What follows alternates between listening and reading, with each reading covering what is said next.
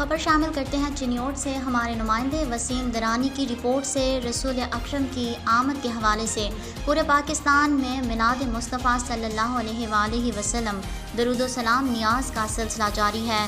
چنیوٹ میں بھی آقا دو جہاں حضرت محمد مصطفیٰ کی ولادت باسعادت کے حوالے سے امام بارگاہ قصر ابو طالب چوک شہید مختار حسین محلہ رنگریزہ میں بانی محفل زوار ملک حسنین وارث کے زیر اہتمام جشن نزول خاتم النبیین کا انعقاد کیا گیا، جس میں عاشقان رسول نے کثیر تعداد میں شرکت کی۔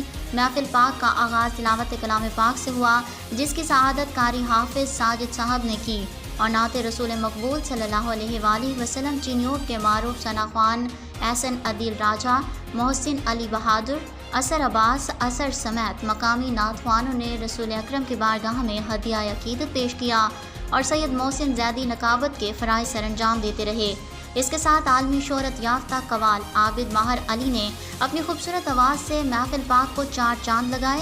جناب خاتم المرسلین کی نعت پاک حسنین کریمین کا ذکر سے عاشقان محمد و آل محمد کے دلوں کو معطر کیا۔ محفل کے اختتام پر اسلام کی سربلندی اور ملک پاکستان کی سلامتی کی دعا کی گئی۔